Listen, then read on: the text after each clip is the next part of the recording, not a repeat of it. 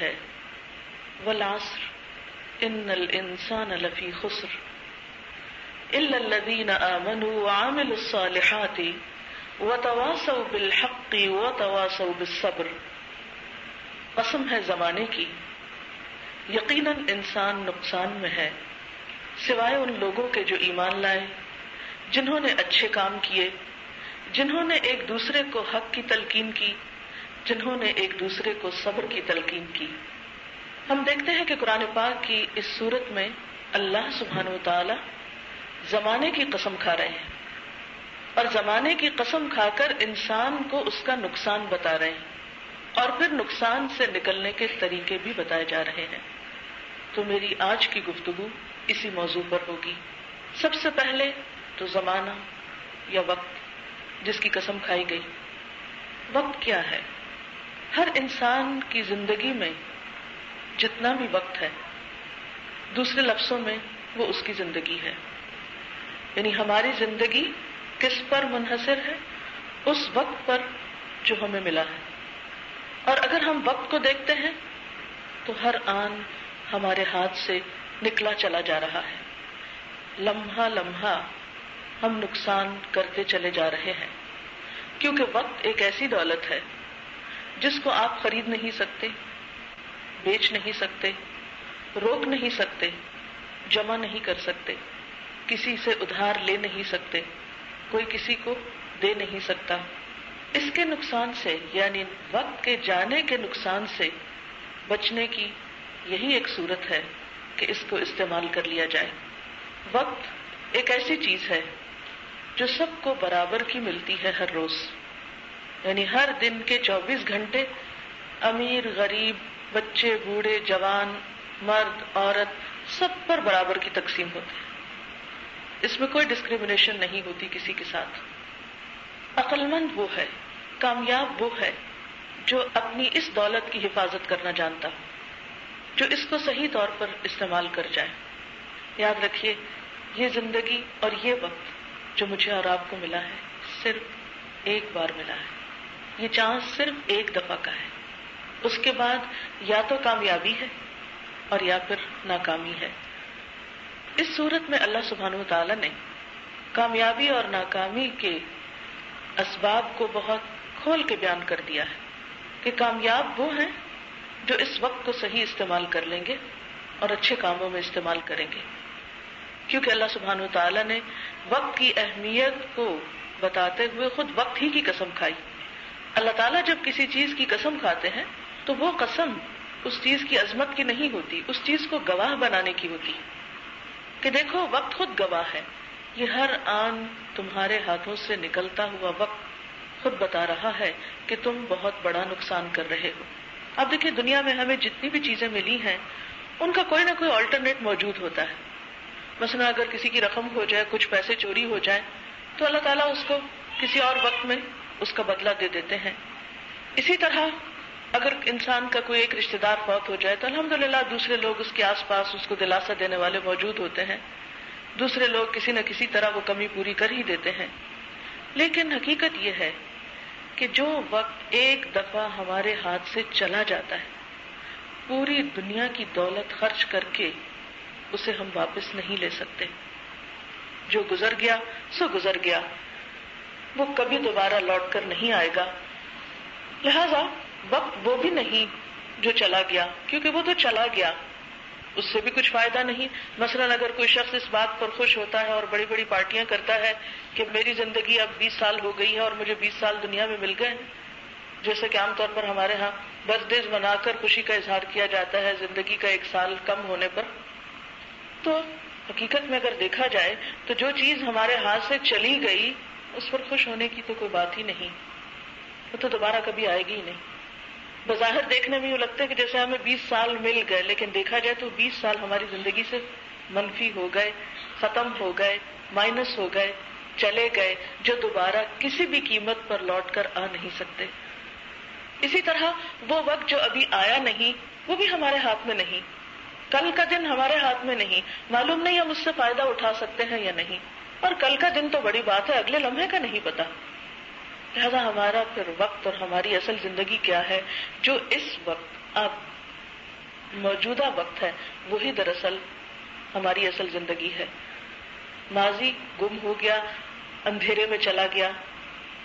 آنے والا وقت ہمارے ہاتھ میں نہیں، اس پر ہمارا کوئی اختیار نہیں، اس کے بارے میں ہم یقینی طور پر کچھ بھی نہیں کہہ سکتے کہ جتنا گزر چکا ہے اتنا ہمیں اور ملے گا بھی یا نہیں. تو پھر وقت کیا ہے جو اس وقت میرے اور آپ کے پاس ہے.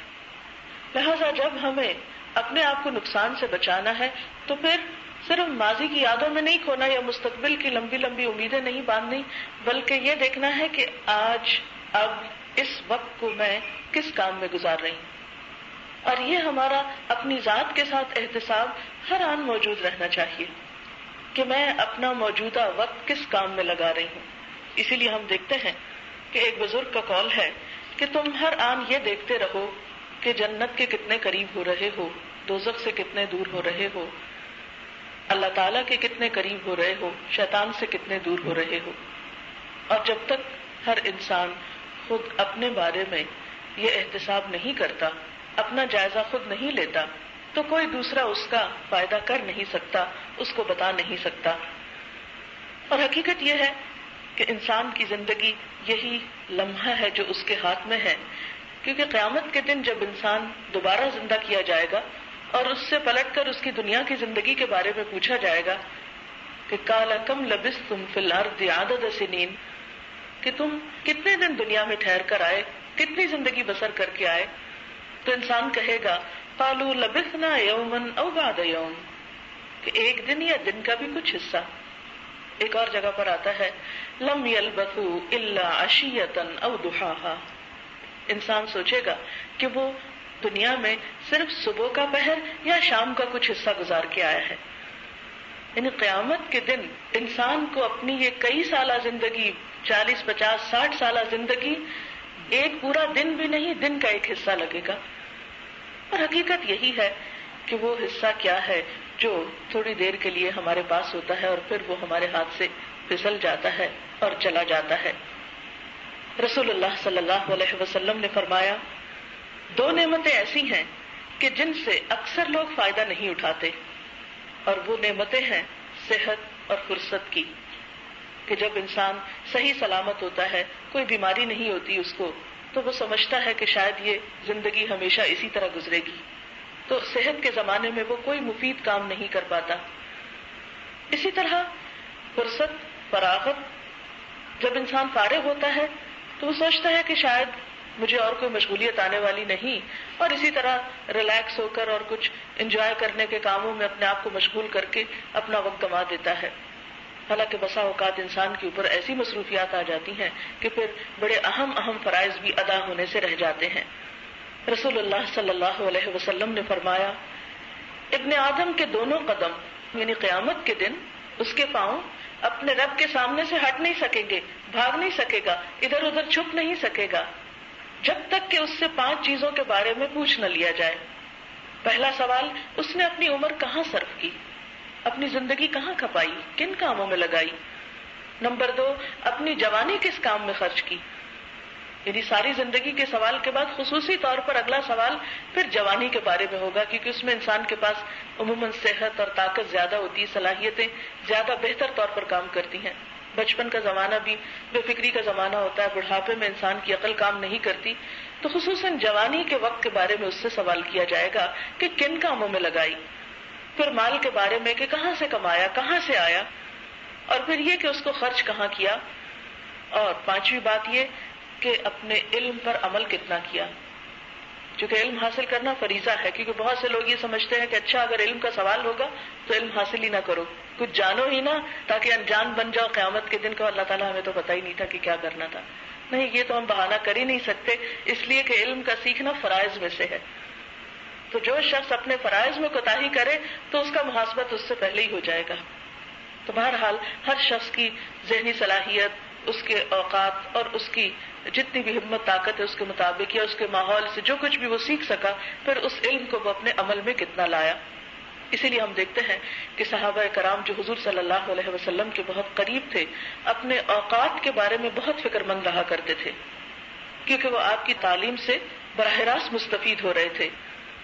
جس میں ہم دیکھتے ہیں کہ حضرت ابوبکر صدیق رضی اللہ تعالیٰ عنہ خصوصی دعا مانگا کرتے تھے کہ اے اللہ ہمیں کہیں اندھیرے میں نہ رہنے دینا، ہماری کج فہمیوں پہ ہمیں نہ پکڑنا، اور ہمیں وقت سے بے پرواہی کرنے والا نہ بنانا، یعنی ایسا نہ ہو کہ ہم اپنے وقت کے بارے میں غفلت کا شکار رہیں۔ حضرت عمر فاروق دعا کیا کرتے تھے اے اللہ میرے لیے میرے وقت میں برکت پیدا کر دے، کیونکہ ان کی مشغولیات مصروفیات بہت زیادہ تھی، خصوصاً خلیفہ بننے کے بعد جبکہ مسلمانوں کی جو سلطنت تھی وہ مشرق و مغرب میں پھیل رہی تھی، تو اتنی ہی ذمہ داریاں بھی بڑھتی چلی جا رہی تھی، تو جس شخص پر کاموں کی کثرت ہوتی ہے، کاموں کا بوجھ ہوتا ہے، اس کو ہمیشہ وقت کی کمی کی شکایت رہتی ہے۔ اسی لیے وہ دعا مانگتے تھے یا اللہ میرے اوقات میں برکت پیدا فرما اور انہیں صحیح مصرف میں لانے کی توفیق دے، یعنی وقت میں برکت بھی ہو اور اس وقت کا پھر صحیح استعمال بھی ہو۔ اور اس میں ہم دیکھتے ہیں کہ ہمارے امت کے اور علماء اور بزرگ حضرات اپنے وقت کو کس طرح استعمال کیا کرتے تھے۔ مثلا ابن الجوزی کی کتابوں کی تعداد تقریباً 1000 کے قریب ہے جو انہوں نے لکھی، کچھ بڑی ہیں کچھ چھوٹی۔ اب آپ دیکھیں کہ عام انسان زندگی میں 10 20 50 کتابیں لکھ جاتے ہیں، لیکن امت مسلمہ میں ایسی روشن مثالیں موجود ہیں جنہوں نے بے شمار کام کیے، اور ان کو بھی ہمارے جیسی زندگیاں ملی تھی، کوئی 2 زندگیاں نہیں ملی تھی، ایک ہی زندگی میں انہوں نے اتنے بڑے کام کیے۔ اور ان کا طریقہ کیا تھا کہ وہ اپنی عمر کا 1 منٹ بھی ضائع نہیں کرتے تھے، اور جس قلم سے وہ لکھتے تھے تو جب قلم تراشتے تھے تو پہلے زمانے میں آپ کو معلوم ہے کوئی کین سے قلمیں بنتی تھی، تو وہ تراشیں ہمیشہ سنبھال کے رکھتے تھے۔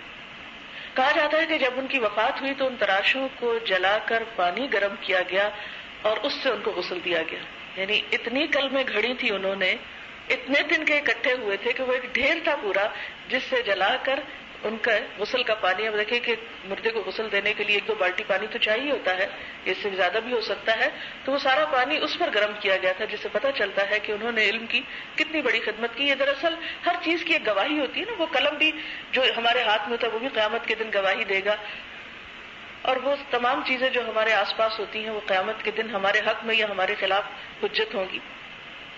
پھر اسی طرح عامر بن قیس ایک تابعی تھے، ایک شخص نے ان سے کہا گپ شپ کریں، تو انہوں نے جواب دیا پھر سورج کو بھی ٹھہرا لو۔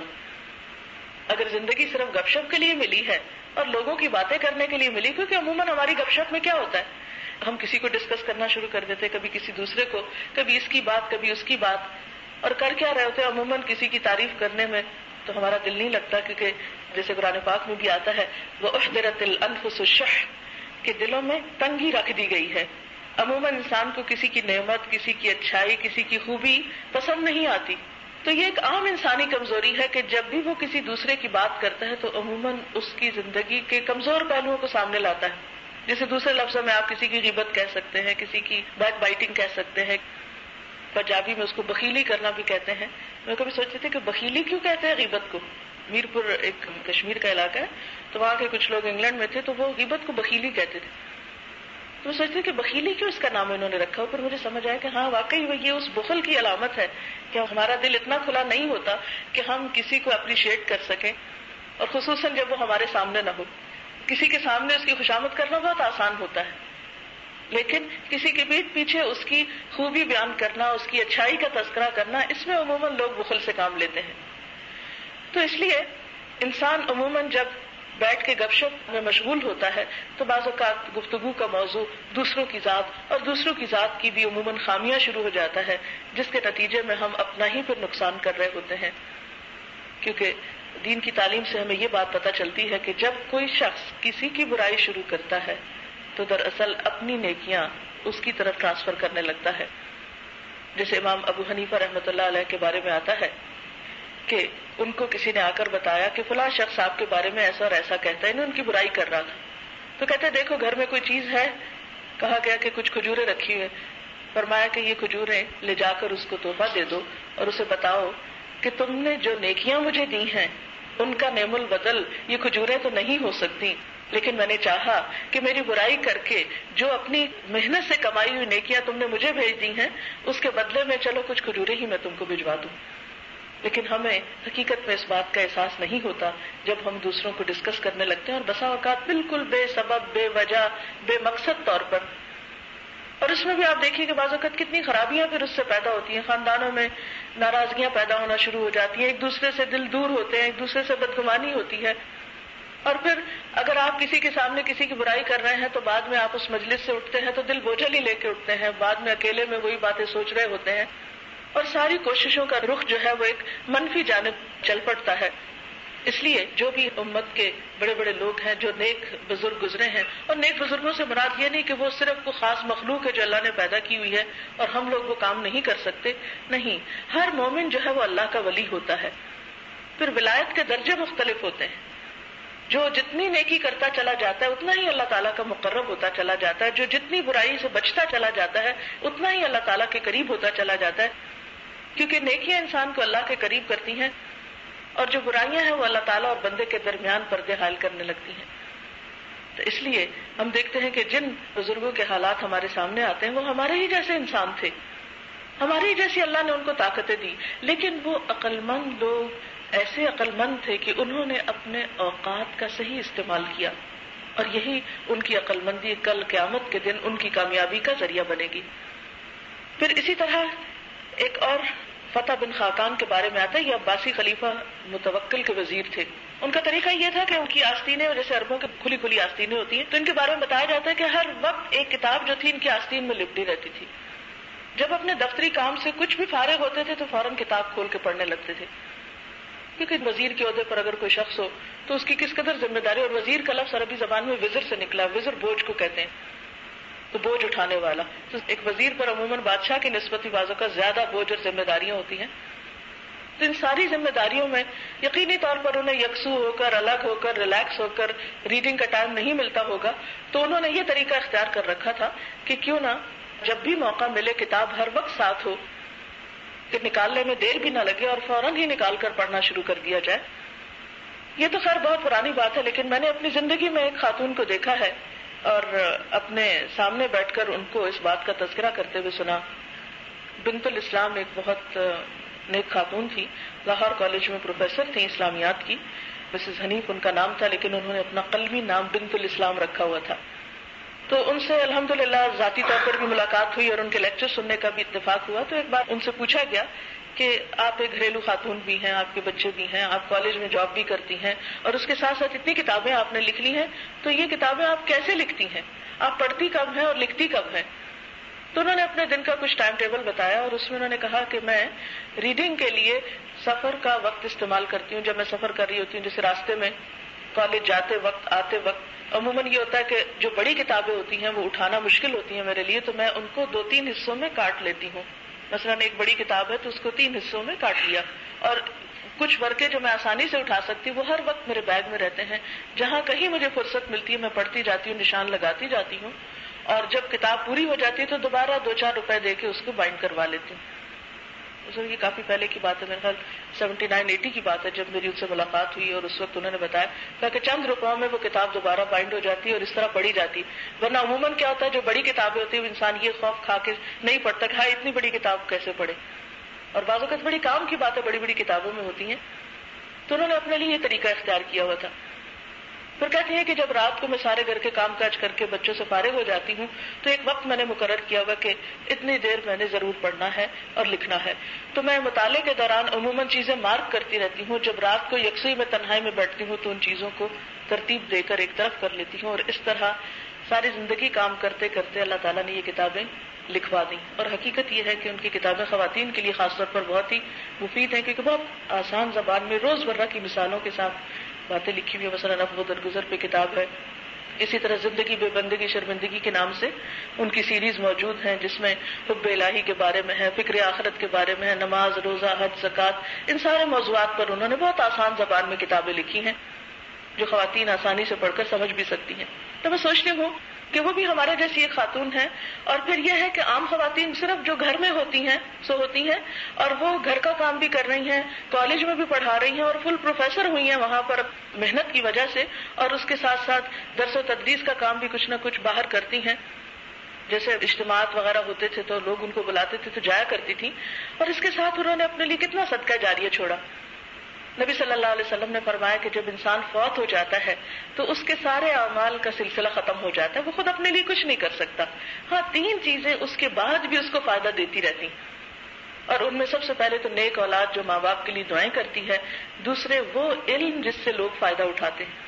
یعنی آپ کوئی کتاب لکھ جائیں یا کوئی کتاب چھپوا جائیں یا کوئی کتاب بانٹ جائیں یا کسی کو خرید کر دے دیں یا کسی بچے کو پڑھا دیں، یعنی علم کی کوئی بھی خدمت جو آپ اپنی زندگی میں کرتے ہیں. اور یہ اس لیے بھی ضروری ہے کہ نبی صلی اللہ علیہ وسلم پر پہلی وحی جو نازل ہوئی وہ کیا تھی؟ اقرا، پڑھو. یعنی اسلام کا اگر پہلا حکم کوئی جاننا چاہے تو وہ کیا حکم ہے؟ کہ پڑھو. کیونکہ علم والے اور بغیر علم والے، یعنی جاننے والے اور نہ جاننے والے برابر نہیں ہوتے. لیکن افسوس یہ کہ اس وقت امت مسلمہ میں پڑھنے لکھنے کا رواج نہیں. ہم خواتین خصوصاً اس سے بہت دور ہوتی ہیں. جب تک کہ اسکول کالج میں ایک روٹین میں ہم چل رہے ہوتے ہیں، کچھ نہ کچھ کورس کی نصاب کی کتابیں مشکل سے پڑھ لی، امتحان دے دیا اور فارغ ہو گئے. اس کے بعد تو بالکل بند کر کے سب کچھ رکھ دیا. اور ذاتی طور پر کوئی اکا دکا شخص ہو جو رضاکارانہ طور پر کچھ والنٹریلی پڑھے تو پڑھے، ورنہ عام طور پر ہم سمجھتے ہیں ہمارے فرائض میں سے نہیں. ہم نے کہاں جا کے پڑھانا ہے یا ہم نے کہاں کوئی استانی بننا ہے کہ ہم اتنا پڑھتے نہیں، کیا ضرورت ہے پڑھنے کی. حالانکہ علم روشنی اسلام کا پہلا حکم ہے. قرآن کی پہلی وحی کا پہلا لفظ ہے اقرا، پڑھو. اور یہ مشہور محاورہ ہے کہ ریڈرز آر دا لیڈرز. آج امت مسلمہ دنیا کو لیڈ کیوں نہیں کر رہی؟ اس لیے کہ سب سے زیادہ اگر جہالت دیکھی جائے تو وہ ہماری امت میں ہے. اور ہماری امت میں جہالت پھر مردوں کی نسبت عورتوں میں زیادہ ہے. حالانکہ میں سمجھتی ہوں کہ ایک عورت اگر پڑھی لکھی ہو، اس کی گود روشن ہو، تو جو بچے اس کی گود سے پرورش پا رہے ہیں وہ ماں کی گود سے بہت کچھ سیکھ کے نکلیں گی. چھوٹی چھوٹی باتوں میں آپ دیکھیں کہ ایک بچے کا ماں کے ساتھ کتنا وقت گزرتا ہے. اس کو کھلاتے ہوئے ایک ایک اچھی بات بتا سکتی ہے، اس کو پہناتے وقت، اس کو نہلاتے وقت، اس کو سلاتے وقت، اس کو جگاتے وقت، اس کے ساتھ چلتے پھرتے اٹھتے بیٹھتے. اگر ماں کا سینہ روشن ہے اور ماں پڑھی لکھی ہے اور ماں کی تربیت اچھی ہے تو آپ دیکھیں گے کہ غیر محسوس طریقے سے جہاں بچے کی جسمانی نشو و نما ہو رہی ہوگی وہاں اس کی عقلی اور روحانی نشو و نما بھی ساتھ ساتھ ہو رہی ہوگی، اور اس میں کچھ مشکل بھی نہیں ہوگی.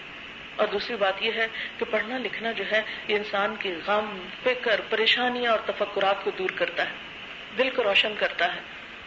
کہتے ہیں کہ سب سے بہترین دوست انسان کی تنہائی کا اس کی کتاب ہے.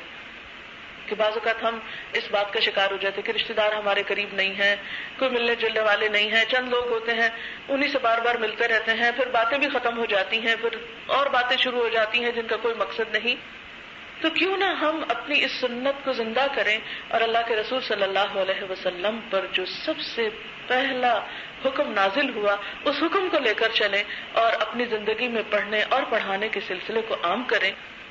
اور اس کے لیے چھوٹی چھوٹی کتابیں اگر آپ پسند کریں تو میں بعد میں آپ کو لسٹ وغیرہ بھی دے سکتی ہوں کہ اس میں اگر آپ اپنا روٹین بنا لیں کہ جیسے آپ کھانا پکاتے ہیں تو اس دوران بھی بعض اوقات آپ کو انتظار کرنا پڑتا ہے، کیونکہ بنت الاسلام نے یہ بتایا کہ میں کچن میں بھی جب کام کرتی ہوں تو کتاب میرے ساتھ ہوتی ہے. بعض اوقات آپ دیکھیں آپ انڈیا بھون رہے ہیں تو اس میں کیا کرنا ہے، زیادہ تر چمچہ ہلانا ہے. اور اتنی دفعہ انڈیا پکائی ہوتی خواتین نے کہ ان کو چمچہ ہلانے کے لیے کوئی بہت بڑی مہارت کی ضرورت نہیں ہوتی، وہ آنکھیں بند کر کے بھی ہلا سکتے ہیں. بلکہ میری ایک شاگرد ہے جو نابینا ہے اور اتنا زبردست کھانا پکاتی ہے، مجھے حیرت ہوتی ہے. میں سوچتی شاید یہ عورت کی گھٹی میں ڈلا ہوا ہے کہ وہ یہ کام آسانی سے کر سکتی ہے. تو یہ چیز تو وہ ہے، میں سمجھتی ہوں آنکھیں بند کر کے گھر کے کام کر سکتے ہیں، اور اس کے ساتھ ساتھ آپ اپنی کتاب رکھیں اور کچھ نہ کچھ اس میں سے پڑھتے رہیں. پھر اسی طرح اگر آپ رات کو سوتے وقت بیڈ سائڈ ٹیبل پر کچھ کتاب وغیرہ رکھ لیں، رات کو سوتے وقت، دوپہر کو آرام کرتے وقت، بچوں کو اسکول بھیجنے کے بعد تھوڑی دیر جم کے لگ کے کچھ کتاب کا مطالعہ، یا اسی طرح اور جو علم کے ذرائع ہیں ان سے استفادہ. کیونکہ زندگی ہماری جو ہے وہ صرف ایک دفعہ ملی ہے، اور ہمارے دین میں تو جو فراغت کا تصور ہے وہ بھی کیا ہے. قرآن پاک میں اللہ سبحانہ و تعالیٰ فرماتے ہیں وَإِذَا فَرَغْتَ فَانْصَبْ وَإِلَىٰ رَبِّكَ فَارْغَب. نبی صلی اللہ علیہ وسلم کو حکم دیا جا رہا ہے کہ جب آپ فارغ ہوں تو پھر اپنے آپ کو تھکائیں اور اپنے رب کی طرف رغبت کریں. یعنی اسلام میں فارغ وقت کا کوئی تصور نہیں ہے کہ جس کو ہم کاٹیں. عربی کا ایک محاورہ ہے کہ وقت جو ہے وہ تیز تلوار کی طرح ہے، اگر تم اسے استعمال نہیں کرو گے تو تمہیں کو کاٹ دے گی، یعنی تمہارا نقصان کر دے گی. اور جس طرح یہ سورۃ العصر میں نے آپ کے سامنے پڑھی تو سورۃ العصر کو امام شافعی نے اس طرح سمجھایا کہ جیسے برف کی ایک سل ہوتی ہے، اگر برف بیچنے والا اس کو بیچ نہ سکے تو وہ ایک ایک قطرہ قطرہ پگھلتے پگھلتے ساری سل پگھل جائے گی اور اس کا سارا سرمایہ ڈوب جائے گا. تو بالکل اسی طرح اگر ہم اپنے وقت کا قطرہ قطرہ لمحہ لمحہ استعمال نہیں کرتے تو وہ پگھلتے پگھلتے ہاتھ سے نکلتے نکلتے ایک دن بالکل ختم ہو جائے گا اور ہاتھ کچھ نہیں آئے گا. اور اگر دیکھا جائے تو ہم کچھ نہ کریں لیکن وقت تو گزرتا ہی چلا جاتا ہے، نکلتا ہی چلا جاتا ہے. اور یہ حقیقت ہے کہ جب انسان دنیا میں آتا ہے، پہلے دن جب بچہ پیدا ہوتا ہے تو اسی وقت اس کی عمر کا کاؤنٹ ڈاؤن شروع ہو جاتا ہے، یعنی ایک ایک لمحہ مائنس ہونا شروع ہو جاتا ہے، کاؤنٹ ڈاؤن ایک کے بعد ایک کم. اور انسان دیکھنے میں بڑا ہو رہا ہوتا ہے لیکن عمر اس کی کم ہو رہی ہوتی ہے، کیونکہ ہر انسان کی عمر ایک محدود عمر ہے. یعنی انسان کی عمر کا جب وقت مقرر آ جاتا ہے تو ایک گھڑی بھر کی بھی مہلت نہیں دی جاتی، نہ پہلے اور نہ بعد میں. اس میں ہم دیکھتے ہیں کہ ایک حدیث سے پتہ چلتا ہے کہ جب موت کے فرشتے انسان کے پاس آتے ہیں تو وہ گھڑیاں گنتے ہیں اور انتظار کرتے ہیں کہ جب تک وہ خاص لمحہ آ نہ جائے اس وقت تک وہ جان نہیں لیتے. اس سے کیا پتہ چلتا ہے؟ جیسے قرآن پاک میں آتا ہے کہ نہ ایک گھڑی آگے بڑھتے ہیں اور نہ ہی ایک گھڑی وہ پیچھے ہٹتے ہیں. اب اس میں آپ دیکھیں کہ وہ آ کے کیا کہتے ہیں، اس نے جو کھانا تھا کھا لیا، جو پہننا تھا پہن لیا، جو کرنا تھا کر لیا، اور اب اس کے دنیا سے جانے کا وقت آ گیا. اسی لیے آپ نے دیکھا ہوگا کہ بعض لوگوں کو اچانک موت آ جاتی، ایک دم سڈن ڈیتھ، پتہ ہی نہیں چلتا کیا ہوا، برین ہیمریج ہو گیا، ہارٹ اٹیک ہو گیا ہے. ایک کے بعد ایک بیماری کے نام رکھے ہوئے ہیں، لیکن حقیقت یہ ہے، سچ پوچھے تو وہ جانے کا وقت تھا. یہ بیماریاں تو ایک بہانہ ہوتی، یہ اسباب تو بہانے ہیں. اصل چیز کیا ہے کہ انسان کا وقت پورا ہو گیا. اور بعض لوگوں کو آپ نے دیکھا ہوگا کہ سال سال بھر بستر پہ پڑے رہتے ہیں لیکن جانے کا وقت نہیں آیا، اس لیے ایک بیماری کے بعد ایک کا اٹیک ہے، کئی کئی دن بے ہوشی کے عالم میں وقت گزر رہا ہے لیکن ابھی جا نہیں رہے، کیونکہ موت کا وقت مقرر ہے، نہ اس سے پہلے اور نہ اس کے بعد. اور موت جیسی یقینی چیز اور کوئی ہے بھی نہیں. جب جانا ہے تو جانا ہے. اس لیے وہ وقت جب آ کے ایک بریک لگ جائے گی اور وہاں ہمارا کچھ بھی بس نہیں چلے گا، جیسا کہ سورۃ القیامہ میں آتا ہے، جب انسان کے جانے کا وقت آتا ہے تو انسان کہتا ہے کوئی جھاڑ پھونک کرنے والا؟ ڈاکٹروں نے تو جواب دے دیا، اب ہے کوئی دم درود کرے اور اس کو صحت ہو جائے اور زندگی مل جائے. لیکن بات یہ ہے، حتیٰ کہ جب ان میں سے کسی کی موت کا وقت آتا ہے تو وہ کہتا ہے رب مجھے واپس لوٹا. یہ سورۃ المؤمنون کی آخری آیات میں سے ہے. قال رب ارجعونی، اللہ مجھے واپس جانا ہے. واپس کیوں جانا ہے؟ لعلی اعمل صالحا فیما ترکت، شاید کہ میں کچھ نیک کام کروں اس دنیا میں جو میں چھوڑ کے آیا ہوں. وہ کام جو میں سوچا کرتا تھا کہ میں کر لوں گا. ہم میں سے ہر شخص جب اس کے دل میں نیکی کا خیال آتا ہے تو انسان سوچتا ہے کہ اچھا میں کر لوں گا، آج کر لوں گا، کل کر لوں گا. اور عموماً ہمارے ہاں کانسیپٹ کیا ہے، بچوں کو ہم نماز کے لیے نہیں کہتے، اچھے کام کے لیے، اچھا ابھی تو بچے، ترس کھاتے رہتے، اچھا ابھی تو بچے. اچھا بچے جب جوان ہو جاتے تو ہم کیا کہتے ہیں؟ جوانی مستانی، ابھی تو جوانی کے دن ہیں، کھانے پینے کے دن ہیں، ابھی تو عیش عشرت کے دن ہیں، اچھا بڑے ہوں گے تو کر لیں گے. اور عموماً ہم نیک کاموں کے لیے بڑھاپے کا انتظار کرتے ہیں. اور بڑھاپا اگر ہو بھی تو بڑھاپا تکلیف دہ ہے، اور اگر نہیں تو نہیں. کس کو معلوم کہ بڑھاپا ملے گا بھی یا نہیں، آخری زندگی نصیب بھی ہوگی یا نہیں. ویسے تو ہر دور میں لوگ مرتے رہے ہیں، لیکن آج کے دور میں آپ نے دیکھا ہوگا کہ موت جوانوں کے لیے بھی ویسے ہی عام ہو گئی ہے جیسے بوڑھوں کے لیے ہے. اور حقیقت یہ ہے کہ موت کا وقت جوانی اور بڑھاپے اور بچپن کو نہیں دیکھتا، وہ تو جب جس کا ہے وہ آ ہی جائے گی. اس لیے ہم سب کی بھلائی اس میں ہے کہ ہم اپنی اس زندگی کو صحیح طور پر استعمال کریں، اس سے بھرپور طور پر فائدہ اٹھائیں. تو آئیے چند ایک چیزیں ہم دیکھتے ہیں آج کہ وہ کون سے طریقے ہیں، وہ کون سے کام ہیں جو ہمیں کرنے چاہیے، وہ کون سی مصروفیات ہیں، وہ کون سی مشغولیات ہیں جن کو اختیار کر کے ہم اس نقصان سے بچ سکتے ہیں. اس کے پرنسپل تو ہمیں قرآن نے خود ہی دے دیے. مختصر ترین سورت ہے سورت العصر قرآن کی، جس میں اللہ سبحانہ وتعالیٰ نے ہمیں اصول دے دیے. سب سے پہلے ایمان کا بتایا، پھر نیک کام کا بتایا، اور پھر صرف پرسنل زندگی میں ہی نیک کام نہیں کہ کوئی شخص کے نماز روزہ میں نے کر لیا اور اب میں فارغ ہوں اور باہر لوگوں کے ساتھ جیسا چاہوں معاملہ کروں. نہیں، لوگوں کے حقوق العباد میں سے اہم ترین حق یہ ہے کہ ہم ان کی خیر خواہی کریں، خیر و بھلائی کریں، اور ان کے لیے بھی وہ چاہیں جو ہم اپنے لیے چاہتے ہیں. اور سب سے بہترین چیز جو کسی کے ساتھ خیر خواہی اور بھلائی کی جا سکتی ہے کہ ان کو آخرت کے نقصان سے نکالیں. دیکھیں، آپ کسی کو کھانا کھلا دیتے ہیں، بڑی نیکی کا کام ہے. آپ کسی کو کپڑا پہنا دیتے ہیں، بہت نیکی کا کام ہے. لیکن یہ ساری خیر بھلائی وقتی ہے. ایک وقت کا کھانا کھلا دیا یا ایک مہینے کا راشن کسی کو دے دیا، ٹھیک ہے، وہ مہینے تک کی بھلائی ہے نا. ایک دفعہ کپڑا پہنا دیا اس نے، کوئی سال 6 مہینے وہ کپڑا پہن لیا، ایک لمیٹڈ بھلائی ہے. لیکن اگر آپ کسی کی آخرت کے لیے سوچتے ہیں، آپ کسی کو آخرت کے نقصان سے بچاتے ہیں، تو وہ اس کے لیے بھلائی ہمیشہ کی بھلائی ہے، ایک لامتناہی خیر خواہی ہے. اور آپ کسی کی بھلائی کریں تو اللہ تعالیٰ آپ کی بھی بھلائی کرے گا. آپ کسی کو آخرت کے نقصان سے بچائیں، وتواصوا بالحق کر کے، تو اللہ تعالیٰ آپ کے لیے بھی بھلائیاں لائے گا. کیونکہ اللہ تعالیٰ اس بندے کی مدد فرماتا ہے جو کسی اور کی مدد میں ہوتا ہے. تو اس میں پریکٹیکلی ذرا اس چیز کو تھوڑا سا دیکھتے ہیں کہ ہمیں بہت سے اچھے کاموں کا پتہ ہوتا ہے. اس وقت میں آپ کو لسٹ نہیں بتاؤں گی کہ اچھا آپ یوں نمازیں پڑھیں، یوں روزے رکھے، یہ بہت لمبی چوڑی لسٹیں نہیں میں اس وقت دوں گی.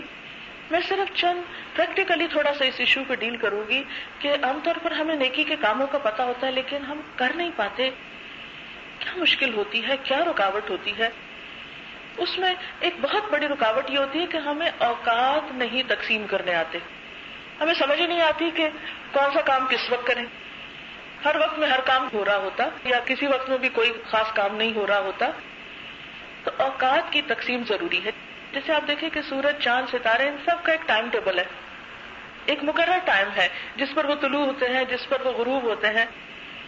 سورج کو ہی آپ دیکھیں، روزانہ جب شروع میں نکلتا ہے تو اس کا اینگل کیا ہوتا ہے، اس کی روشنی کتنی ہوتی ہے، پھر جب بالکل نصف النہار پہ آتا ہے تو مختلف ہو جاتا ہے. پھر اسی طرح جب غروب ہو رہا ہوتا ہے پھر ایک مخصوص وقت کے بعد دوبارہ آتا ہے. یعنی ہمارے نزدیک تو بہرحال وہ ہم سے اوچل ہو گیا، گویا ہماری طرف سے وہ آرام میں چلا گیا. بہرحال وہ تو ایک 24 گھنٹے کی ڈیوٹی پر ہے. لیکن یہ دن کا ٹائم ٹیبل ہمارے لیے کائنات کے اندر بہت سی ایسی نشانیاں ہیں جو ہمیں ایک بہترین سبق دیتی ہیں. عقل مند شخص کے لیے لازم ہے کہ اس پہ کچھ گھڑیاں گزریں، ایسی گھڑی جب کہ وہ اپنے رب سے باتیں کرے. یعنی دن کے ٹائم ٹیبل میں ایک وقت ایسا ہو جب آپ کی اپنے رب کے ساتھ ایک کمیونیکیشن. اس کمیونیکیشن کا بہترین طریقہ تو نماز ہے.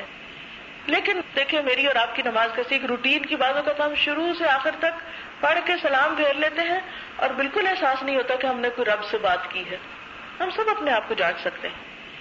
تو نماز کے علاوہ ایک وقت ایسا ہو جس میں رب سے آپ دعا کریں، رب سے آپ بات کریں، اپنی مشکلات کا ذکر کریں، اپنی ضروریات اس کے سامنے پیش کریں.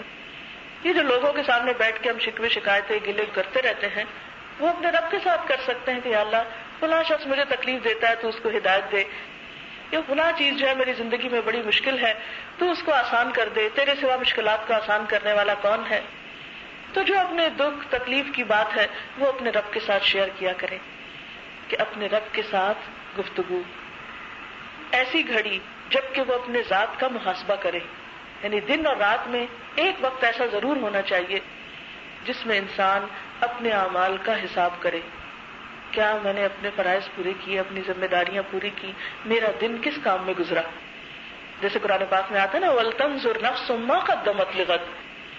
ہر شخص کو دیکھنا چاہیے اس نے اپنی کل کے لیے کیا تیار کر رکھا ہے. کل سے مراد آخرت ہے، آج سے مراد دنیا ہے.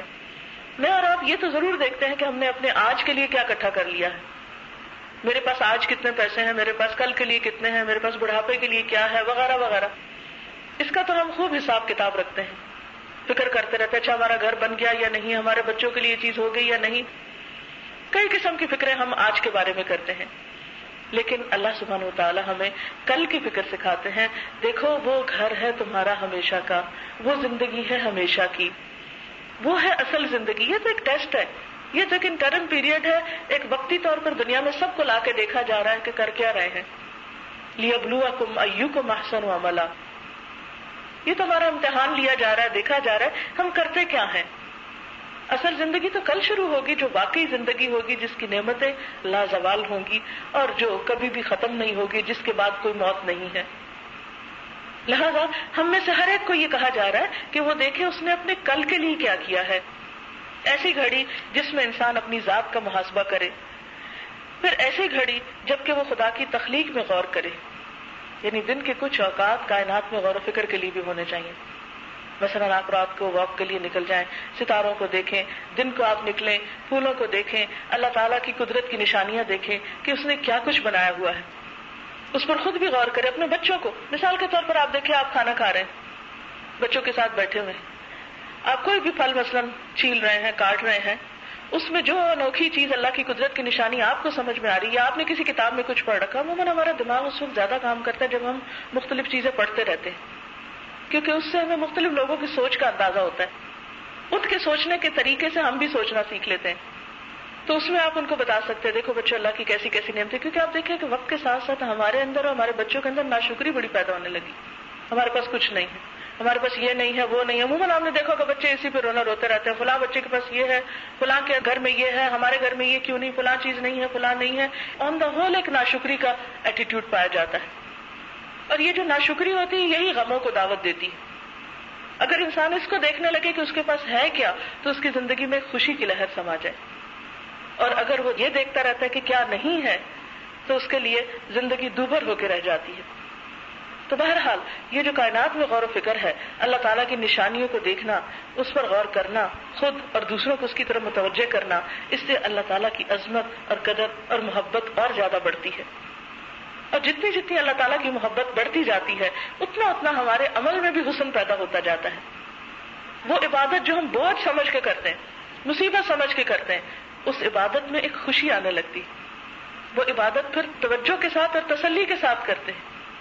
اس کے لیے پھر ہم دوڑتے ہیں. ہم دیکھتے ہیں کہ صحابہ کرام کس طرح دوڑ دوڑ کر دین کے لیے نکلتے تھے. مثال کے طور پر آپ دیکھیں حضرت ام عمارہ تھی، جن کا نام نصیبہ بنت کعب ہے. ان کی زندگی کی داستان پڑھ کے حیرت ہوتی ہے.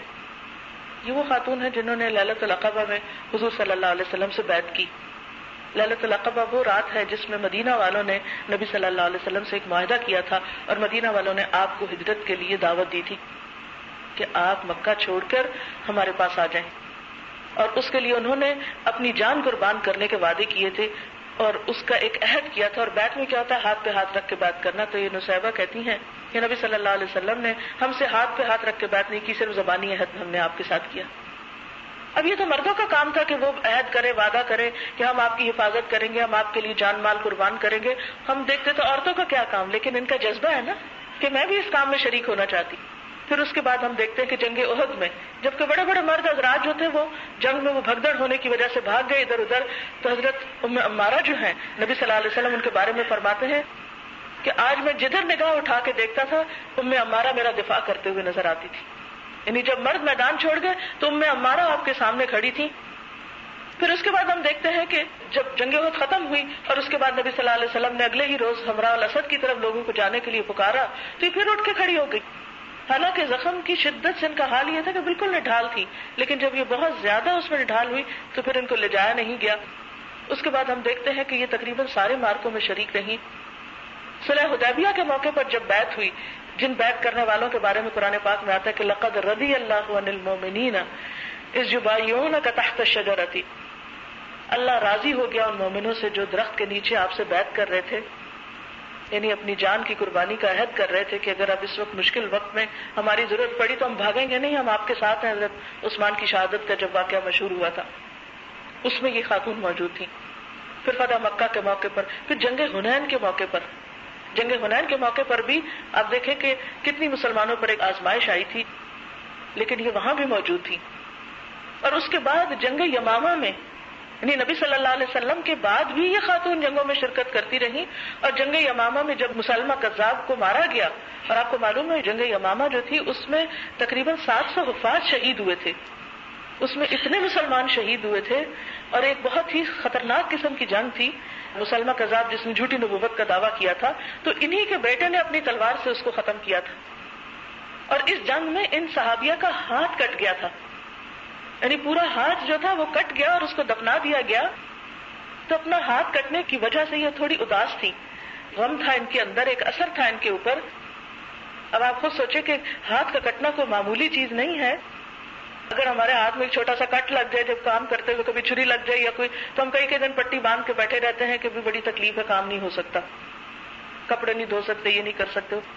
کہاں یہ کہ خاتون کا ہاتھ ایک جنگ میں کٹ جائے، اور پھر آپ دیکھیں کہ اس وقت بھی یہ دل چھوٹا نہیں کرتی، اور کٹے ہوئے ہاتھ کے ساتھ جب آ رہی ہیں تو آگے دیکھتی ہے کہ ان کا بیٹا جو ہے اس کی تلوار سے مسلمہ قتل ہوا ہے اور وہ اپنی تلوار کو صاف کر رہا ہے. تو ان کہتی ہیں کہ میرا دل ٹھنڈا ہو گیا اور مجھے بھول گیا کہ میرا ہاتھ کٹ چکا ہے. اور اس وقت آپ کو معلوم ہے کہ 60 سال سے زیادہ ان کی عمر تھی، ان کے بال سفید ہو چکے تھے، یہ بڑھاپے میں داخل ہو چکی تھی، لیکن ایمان اتنا زندہ تھا، ہمت اتنی زیادہ تھی کہ دین کی خاطر صرف زبانی کلامی ہماری طرح اسٹیج پہ بیٹھ کے گفتگو نہیں کی، بلکہ پریکٹیکلی میدان میں اتری اور اپنی جان، مال، بیٹے، اولاد، شوہر، ہر ایک کو انہوں نے اسلام کی خدمت کے لیے حاضر کیا. یہ ہیں وہ خواتین جن کی محنتوں اور کوششوں سے اسلام کو اتنی ترقی اور عروج اور اتنا اعلیٰ مقام ملا. اور آج آپ دیکھیں کہ مسلمان خاتون جو ہے وہ بیکاری کا شکار ہو گئی ہے. اس کے پاس کوئی مقصد نہیں رہا، اس کے سامنے کوئی منزل نہیں، اس کی زندگی میں سوائے روزمرہ کی روٹین کے کاموں کے اور کوئی ہوپ نہیں، کوئی امنگ نہیں، کوئی امت کے لیے، کوئی اپنے ملک کے لیے، وطن کے لیے کوئی جذبہ خاص نہیں. حالانکہ اللہ تعالیٰ نے جو ہمیں اوقات دیے ہیں ایک امانت ہے ہمارے پاس، اور اس میں ہم یہ سوچ کے کہ ہم تو کمزور عورتیں ہیں اور ہم کیا کر سکتی ہیں، نہیں. اللہ تعالیٰ نے جو ایک بہت بڑی ذمہ داری ہمارے اوپر ڈالی ہے تربیت اولاد کی، وہ بھی بہترین اسی وقت ہو سکتی ہے جب ہمارے اپنے پاس کچھ ہوگا. اور سب سے بڑی بات یہ ہے کہ ہمارے اپنے پاس ایک ایمان، ایک امنگ، ایک جذبہ اور ایک شوق ہمارے اپنے اندر ہوگا کہ ہم نے واقعی زندگی اس طرح گزارنی ہے کہ اپنے پیچھے اپنے آثار چھوڑ کے جانے ہیں، کیونکہ مرنے کے بعد نیک اولاد کام آتی ہے، علم جو انسان پھیلاتا ہے وہ کام آتا ہے. تیسری چیز جو حدیث میں جو شروع میں نے کوٹ کی، صدقہ جاریہ، کہ ایسی جگہوں پہ مال خرچ کرنا کہ جو مرنے کے بعد بھی انسان کے لیے صدقہ جاریہ بنے. اور اس میں ہم دیکھتے ہیں کہ حضرت خدیجہ رضی اللہ تعالیٰ عنہا کی مثال. آپ میں سے کس کو حضرت خدیجہ کا نام نہیں معلوم یا ان کے حالات نہیں معلوم؟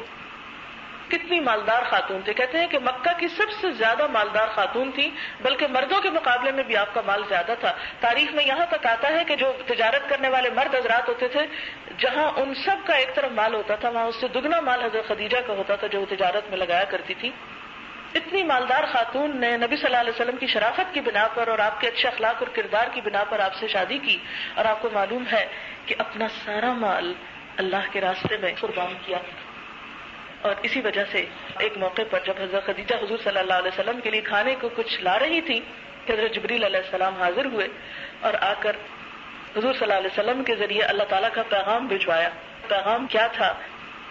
نمبر 1 یہ کہ اللہ سبحانہ وتعالیٰ نے سلام بھیجا ہے خدیجہ کے لیے. نمبر 2 یہ کہ جنت میں موتیوں کے محل کی خوشخبری دی ہے کہ جس میں کسی قسم کا شور شرابہ اور ہنگامہ نہیں ہوگا.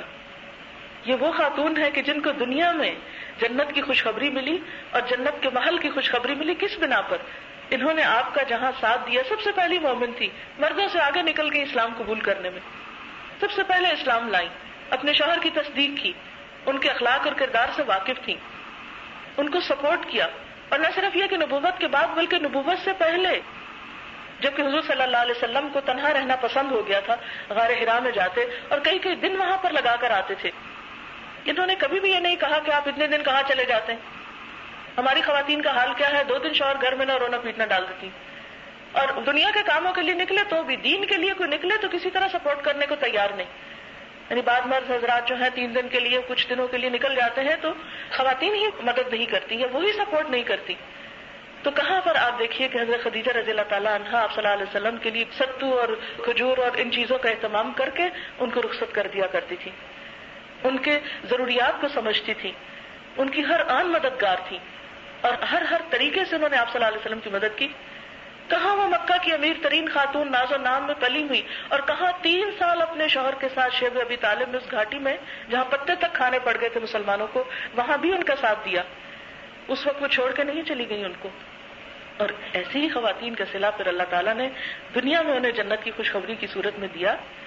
لہٰذا ہم کبھی بھی یہ نہ سوچیں کہ ہم عورت ہوتے ہوئے کیا کر سکتے ہیں. ہم اپنے مال، اپنی جان، اپنے وقت، اپنی صلاحیتوں کے ساتھ جو بھی جس کے پاس اوقات ہیں ان اوقات کو صحیح کاموں میں، مفید اور تعمیری کاموں میں استعمال کر سکتے ہیں. اسی طرح ایک ایسی گھڑی ہو جب کہ انسان کھانے پینے کی ضروریات کے لیے وقت نکالے، یعنی انسان اپنے اوقات کو کچھ اس طرح تقسیم کرے کہ جس میں کچھ وقت غور و فکر کے لیے، کچھ وقت اپنے محاسبے کے لیے، کچھ وقت اللہ سبحانہ و تعالیٰ سے گفتگو کے لیے، اور کچھ وقت اپنی ذاتی ضروریات کے لیے، کیونکہ مومن کی زندگی میں تو اس کا کھانا پینا یہ سب کچھ عبادت ہو جاتا ہے۔